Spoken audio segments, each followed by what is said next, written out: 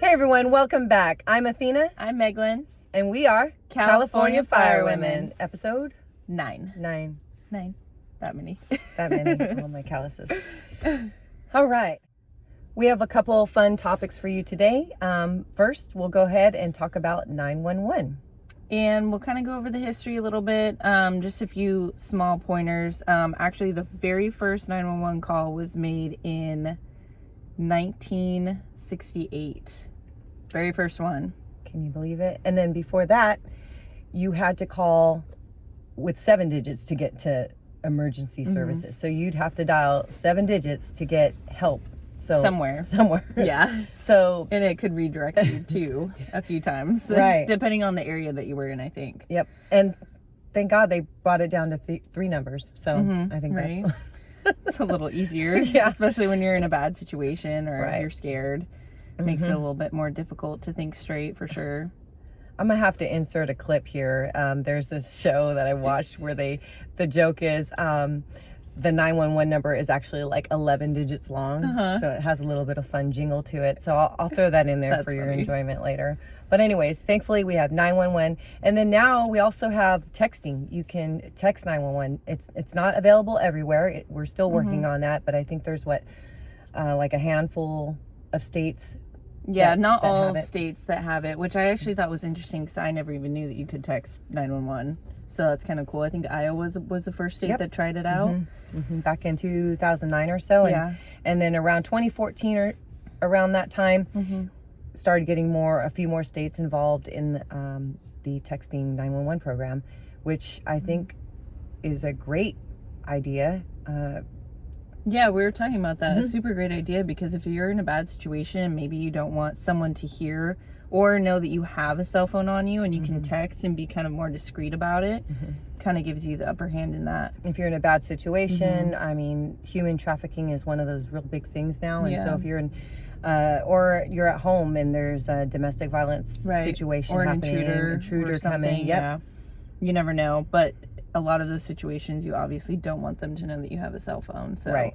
And then getting a dispatcher on the other line if you were calling in, could and be having too to deal with the loud. questions maybe, and it's just kind of like, hey, I need help, and you can't really sit there and talk to anybody about it. So if you are finding yourself in a situation where you do need to text and you can't absolutely call, because of course calls would be better because you can get more information right away.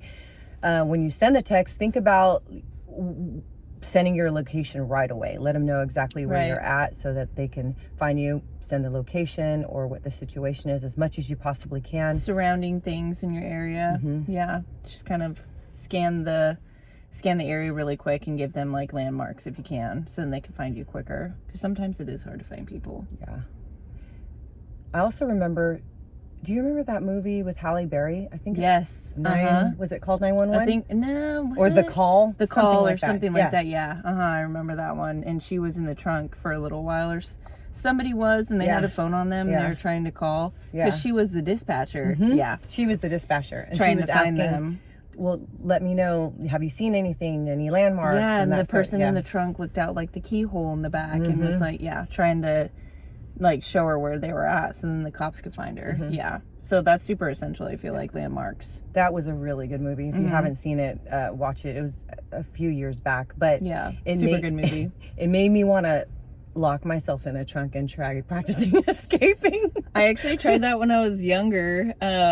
My sister and I tried it because my grandmother, kind of side story, but she got a new car, and in the car it was kind of like an emergency exit, and it glowed in the dark, and you would pull it and it would open up the trunk. So my sister and I tried it out, and it actually worked. Worked good? Yeah. What kind of car was that? Oh God, I don't know. This was like more I've than heard 20 of that years though, ago. where they have emergency ways to get out. Yeah. So I thought that was kind of interesting, but I haven't seen it on any of the recent cars.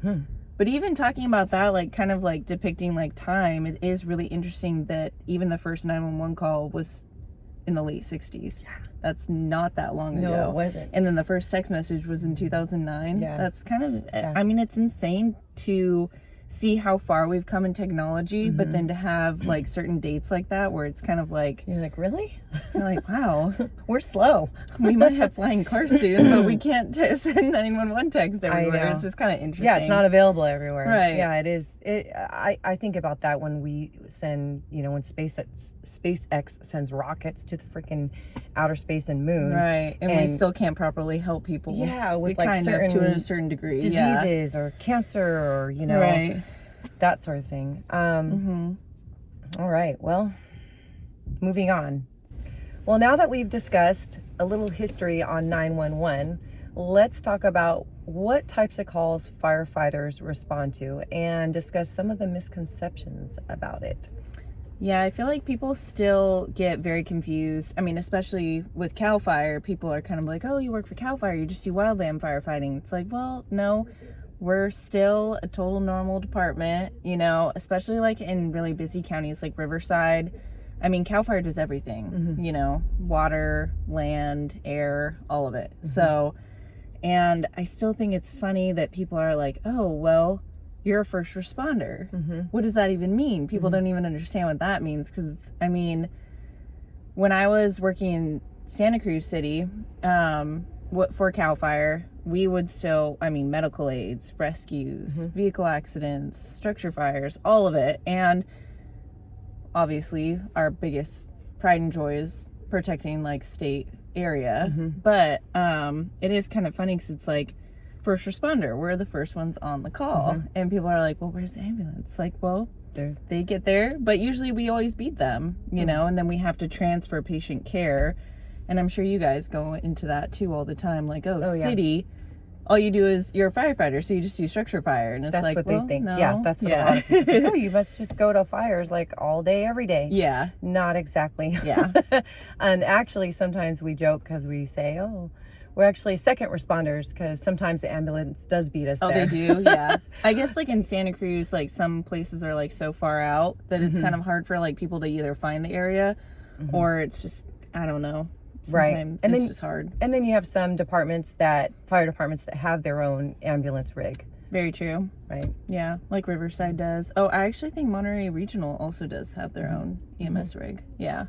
Yep. So it just depends. Yeah, but you're right. So it's 80-90% medical calls, and we go with an ambulance. Well, generally they meet us there, and working together. We're working together. Sometimes we need more hands on deck to pick up people, especially if they're on the pluser side, and there's three or if people they're in a tight area. Yeah. They're in a tight spot. Maybe they're wedged between something, a tub and a toilet, for example, which happens a lot. And so we need the extra hands on deck to help get the patient up and either put back or into the ambulance. Right. But usually where we're at, the ambulance is right there, right next to us. So we kind of show up at the same time. Yeah, that makes sense. because AMR has their house in Marina, don't they? Yeah. Right across the way. So they're there. And if they're not there, they're running a call somewhere else in a local city. And so then they'll backfill with another ambulance will come in, and they may be coming from a different city on the peninsula as well. Yeah. But yeah, that's why we run calls. That's why we run medical calls. And I think a lot of people don't realize that we go to medical calls at all. They don't realize the first responder aspect of it. They just think, oh, firefighter, that just means one thing, you fight fire. Right. Yeah. So it is interesting. It's so funny to talk to people about it too, because, and it's also nice to hear that like city gets that, because I always thought it was just CAL FIRE, because they're just like, oh, CAL FIRE, wildland. It's like, right, that's all they think you do. Like, you're out there. No. Every time you go on shift, you're up there hiking the mountains with your packs and everything. Well, now I just do we just do air rescue and wildland on the helicopter. But when I was on the engine, it was everything, just like a normal fire department. Right. And so that brings the other 10% of calls, which could be your fire alarms, and some of them can be false. And welfare checks on people. Haven't heard from somebody, so that's kind of like a medical. We're going there, showing up with the ambulance as well. And then you got your our friends with the necklaces, life alert. Yes, so we've got life alert checks. We also have hazardous conditions, so vehicle accidents if there's fluids down, and lockouts. So lockouts. You got kids stuck in a car and they need help opening the vehicle up, or dogs, pets too. Literally anything you can think of. Yeah. We have to go too. So that's also a misconception, I think, is that even on small things like that, and let's say like it's for the cops, quote unquote, we still get called to those as well because we're first responders. Right. So yeah, it is kind of interesting. So yeah, it's just, I guess maybe it's bad on like the fire department to maybe try and help a little bit more, like give people like knowledge on it, which I think like for the most part, like every fire department does a very good job at it. Like even like going to like schools and stuff like that, like explaining it all. But that's another thing we do. Yeah, we'll go to schools and do presentations about fire safety, fire prevention. That's a big piece of it as well, is making sure we inform the public about being safe. And candles, you know, during Christmas, hair irons, Christmas trees, hair irons, heaters, space heaters are real big right now. Yes. Keep them 3 feet all the way around, clear from anything that may catch fire. Defensible space outside your house. Yep. Not going into the wildland side of it. Yeah. Yeah. It is very interesting though. But yeah, it's kind of crazy just thinking back on all of like the wild calls that like you guys have been on, you know what I mean? Just any kind of fire call. It could be like so small and so big at the same time. Actually, you know, another couple calls, I was just thought of this when you were speaking, a cat in the tree. We get a lot of cats in the trees. Yes. And we kind of always say, like, generally, if a cat could get up there, it could get down. And how many cat bones have you seen in a tree? Right. In other words, they get themselves out of that situation. I haven't seen any dead cats in a tree, so I actually have never had a cat in a tree call. Really? Never. How about a cat in a car? We had a cat in a car. No. We had to get him out of the he was stuck in the fan area, and he kind of got hit up a little bit, so his eye and shoulder, but we got him out, so he got another life. Yeah, one of his 9 lives. Yeah. Yeah, that's kind of crazy to think about. And we were just talking about one of your welfare checks, one of the calls that you've been on with that guy. If you wanted to like talk about that one, we'll just go right into that one. We'll just swap stories, you know, just to highlight. Yeah, so this wasn't that long ago, and basically we were called to help move a body, which, you know, were more hands to help, and the body retrieval service was low on workers, so there wasn't a lot of people to come carry this person out. The person was large, I would say 300 pounds plus, probably 6'4" or so, big guy, and we're in a tiny little hot apartment, cluttered, you know. And so it's not very easy to move around in the place. Not at all. So we get in there, it's really dark and everything. Some family had called it in as a welfare check, and they wanted to see if he was okay. Turns out he had passed approximately 4 days ago. We get called to help move the body. We go into the apartment, and immediately the smell just of death is very strong.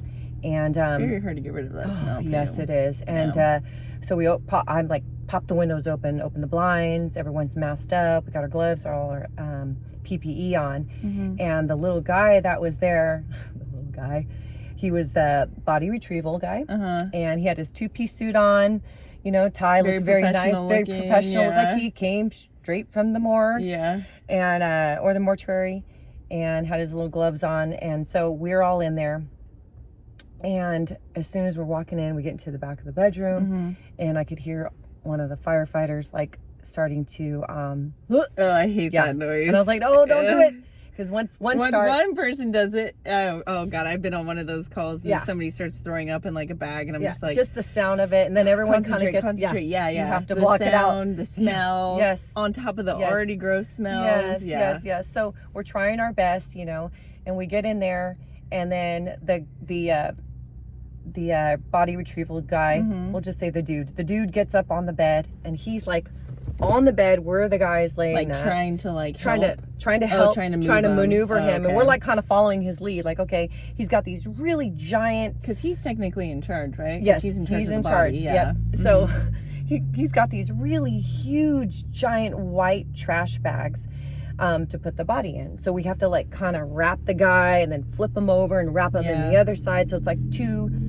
trash bags that we got to put him in. Yeah. I hate to say trash bag, but that's the best way to describe it.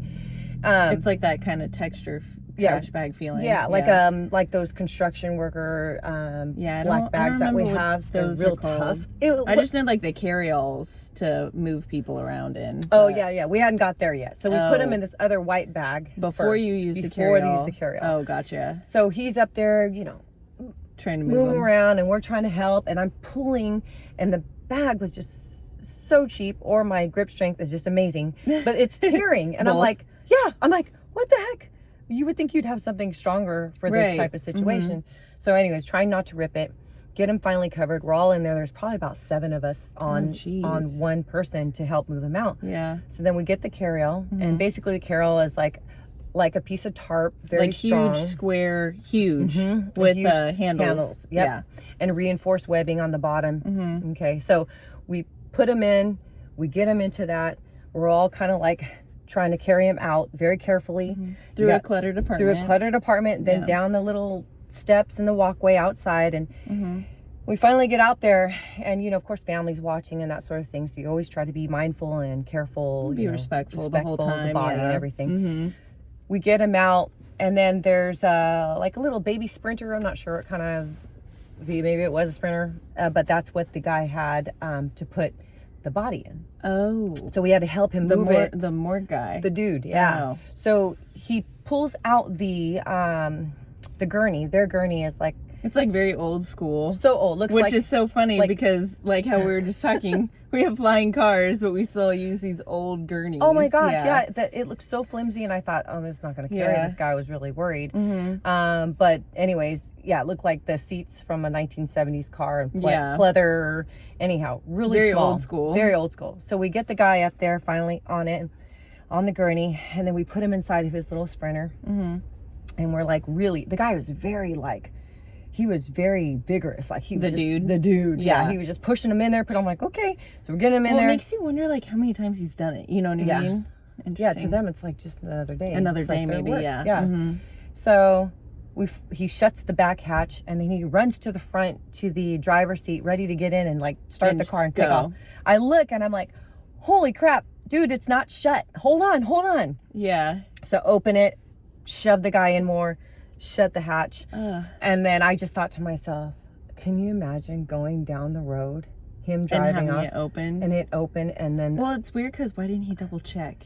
You know what I mean? Oh no, he was real amped up. Maybe, but they said they were backed up that day, and there were a lot of maybe real he short was just staff. trying to get out of there. Just trying to get out of there. But I thought if a body comes out on the freeway, right? And then later on, actually, it turns out that the lady, one of the ladies from the body retrieval service, had come back to return our carry-all to us. Oh, really? Yeah, which I don't think I've ever seen that before. Yeah, I would have just thrown it away. Yeah, that's what basically. Yeah. So, anyways, she tries to come back and return it to us, and we're talking to her, and she did share a story with me how one time there was a gal that she put in the back of a vehicle, and she's like, we need to tie it down. And they were like, no, she'll be fine. Again, she's probably like 100 pounds and 100 years old or whatnot. And she said, lo and behold, she was driving down the street, and it slid out the back, came onto the ground. Oh my God. And it says on the box, head, foot. So you know, they did the wrong way. No, well, they just know that if anyone pulls over, they'll see that that's that type of box. So, I see what you're saying. So they know not to touch it, kind of a thing. Yeah. So thankfully, they noticed, pulled over right away, and she said a gal who was a nurse recognized that type of box, and she's like, oh, she needs help. So she pulled over right away. Oh, that's helped awful. her pick up the body on the freeway, put her back in, and. Yeah. You hear about these stories, or maybe like they make movies about it, but you don't actually think this stuff happens in real life. I know.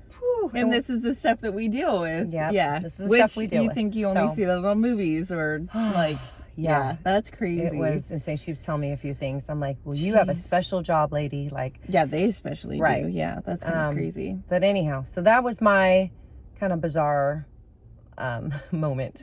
Yeah. Those are the types of calls we go on. Yeah. So that's just one. That's one out of so many. Yeah. After you just talked about how you guys rescued a cat too. Yeah. Yeah. Any kind of the spectrum. Yeah. Kids it's everywhere. Anywhere. Mm-hmm. What do you got? I mean, I was trying to think of like a bunch, but I guess I could kind of piggyback off of yours. I have like an interesting one that has to deal with moving dead bodies around. Okay. Whenever people ask me, they're like, what's the craziest call you've been on? I just instantly think of like dead bodies. I don't know. Okay.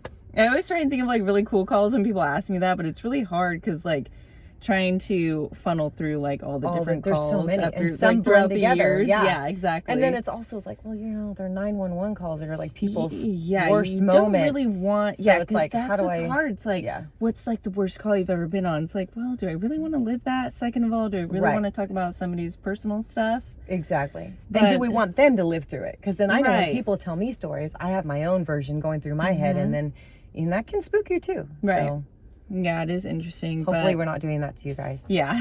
Okay.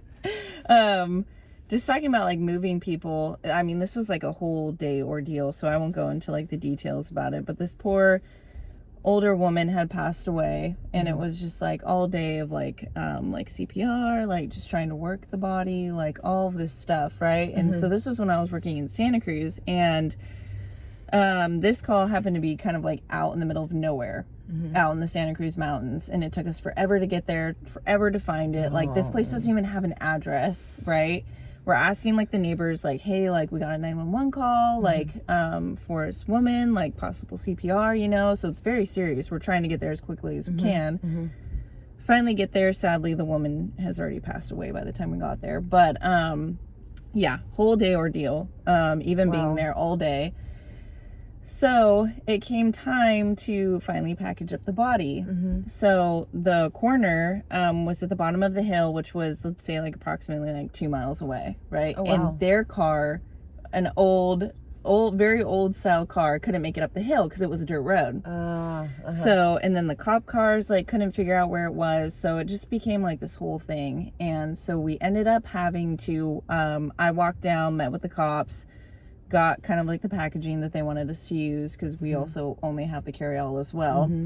So we got the bag and all of that stuff, and we put this poor old woman in the bag, and she was so tiny, and it was so heartbreaking, and we had to like literally like carry her down the hill. So the plan was we carry her down to the cops, and the cops are going to take her down to the coroner because at that time it's kind of out of our hands. We transferred care to the police. Right. So real quick, what? Was she like hiking or something, and then like she had like a stroke in her sleep and had passed away. Yeah, from what we kind of like understood of it, it was either like a stroke or a heart attack. Very sad. And yeah, and they took a little bit, probably too long to call 911 because they didn't know. The family member did not know kind of like what was going on and was in shock. Right. So it was just kind of like this really hard, weird situation for everybody. But anyways, we package her up. I'm carrying her like hand in hand, right?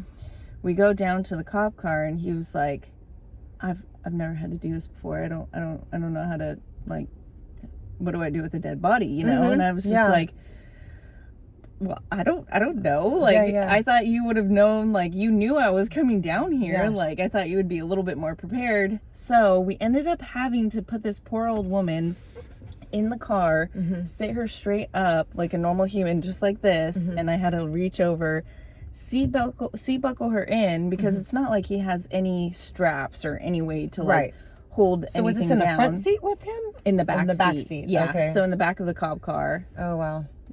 In a body bag, and then straight up like this, safety belt over, and he had to drive her down to the coroner, and then transfer the care to the coroner, and then he could go. Wow. Yeah. And he'd never done that before either. Yeah, he was like shocked. We all felt terrible, but there was like no way. Like, I mean, I guess looking back, we could have carried her down, but that just would have, I mean, it was a couple miles, and it was steep uphill in the middle of nowhere, dirt road. So it was just like, okay, how can we do this the nicest way possible? Yeah. And like the nicest, most respectful way possible. Right. Yeah. Absolutely. Huh. It's crazy. Yeah. Weird to look back on those years, though. Yeah. Yeah. I was telling you I started a memorable call log. Yeah, I thought that was a good idea. Yeah. I kind of want to do that, but just some quick notes, the different things, and I don't know why. Like why? Right. Maybe because I have this idea that if I take it out of my head and I put it on paper, then it's a way to deal with the process. It maybe. Yeah. I mean, it's just a way to kind of file it in my little filing system, and it's there. Because then you look back too, and I mean, we had like one of what we call like our frequent flyers when I was working in Santa Cruz, it was this super nice old man, and like we would call, like I would do all his vitals, like see how he was, and like we always remembered him, right? And so it would have been nice to like write those calls down to remember that, because he was so sweet, and he just a lonely old man, you know. Yeah, we've had a few of those. I know. I have a few of those actually. The guy I became friends with, and kind of like noticed that he needed he had no family around, and so took him under my wing. So nice. So I kind of adopt a grandparent. I think I'm going to start that program. It's kind of like Big Brother, Big Sister, but like adopt a grandpa, a grandma, you know? So I don't know. Maybe someone should start that. Super nice though that you guys do that. It'd be fun. He brings me joy, and I think that's... Some people that's why we do this job too. I mean, it's to help people and be there for people when it's their bad day, or maybe when they just need someone to be there for them. Absolutely. And I think he's very thankful for me, but I always tell him, you're making me, like, you bring me joy, you know, just these little moments that I can have. You make me a better person. So anyways, but it's those frequent flyers you can definitely get attached to. I had a couple that they weren't married, but they were very adamant about that. They were just like, no, that's my girlfriend. They're like in their 90s. But they lived together? All their life. Oh, that's cute. And on their mailbox out front, they had like 2 separate last names. Oh my gosh. So maybe they're just both really stubborn, but they're just so in love. Oh, yes. Yeah. And it was so cute. We'd go and, funny. Run calls on them quite often. And then one time, you know, one of them passed away. And then I got back on duty, and we were going to that address again, and I was like, oh, I wonder who it is. Is it the guy or the gal? And they're like, oh no, the gal passed away. And I was like, what? And a piece of me just dropped. Yeah, because you get attached to that person, like whether, I mean, it's 1 or 2 times you even see them, you're still helping somebody, so you get that connection. Yes. Yeah. So we went back there, and then like a good week later, the husband passed away after she did. So it's like, definitely I always think of that as like a broken heart. I feel like that is true. So I mean, it's gotta be true. Yeah, it's gotta be. Or he's like, oh, to heck, she's gonna go first. No way she's leaving me here with all this stuff. So stubborn. Stubborn. That's funny. But, so crazy. Anyways. Yeah, weird to look back, but we do it all. We do it Anything you can think of. Yeah, let us know if you have any other questions or any calls you want to share too. Big or small. Yeah anything you want to share, or topics you want to discuss in our future podcasts. And we're always here. Actually, and before we say see you later, we've got a meeting coming up here within the next half hour or so. We have our girls camp in April 20th. So just a few short months away. Feels like it's coming closer, but I know. We don't have like a ton of information right now, but the biggest thing I would say to start thinking about, if you want to volunteer for the day, to sign up in our link tree in our bio. And just if you want to check it out, even if you might be working that day, or you need to take the time off, like start thinking about it and planning it. But any volunteers we would be very thankful for. Right. We will take career firefighters, reserve firefighters, EMTs. Yeah. Anything. We do a whole span of different activities throughout the day. So any help is amazing. Hands-on, that would be great. We also we'll need crew leaders. So I was just thinking about that. Yeah, like someone in charge of like a group of for girls. the day. Yeah, a group for the day, and you basically will go around, kind of be their cheerleader too, and motivator, like mentor for the day as they go through the different hard things that they'll be able to experience. Yeah, and if you can only go for the half day, we'll take you. Any help is amazing. Half day, full day, midday. Yep. So April 20th, don't forget. Yeah, mark your calendars. Yes. Fun, great empowerment day for the girls, for all of us. You'll definitely get something out of it. Yeah. Definitely build confidence. Anything. Awesome. Thanks for listening to our stories. Yes. And history. Yes. More to come. We'll see you again. Take care. Bye. Be safe. Today, dialing 999 won't get you the emergency services. And that's not the only thing that's changing. Nicer ambulances, faster response times, and better-looking drivers mean they're not just the emergency services, they're your emergency services. So, remember the new number. 999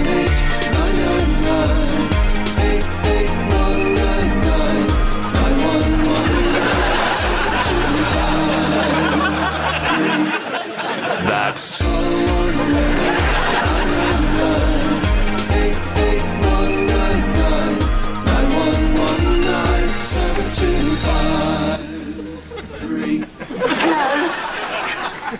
I've had a bit of a tumble. Thank you for tuning in to this episode of our podcast. We hope you enjoyed our discussion, and we hope you found it informative and entertaining. If you liked the show and would like to support us, please do so by becoming a Patreon supporter. If there's anything else you'd like us to discuss, please let us know. We'd love to hear your ideas for future topics. It helps us produce more episodes for you to enjoy. Keep in mind that part of our proceeds help us to mentor our youth and orchestrate more girls' empowerment camps. We'd also like to remind everyone to follow us on Instagram. We post regular updates. We'd love to hear your thoughts, so don't forget to leave us a comment with your opinion on the show. Until then, thank you for listening to our podcast, and stay safe.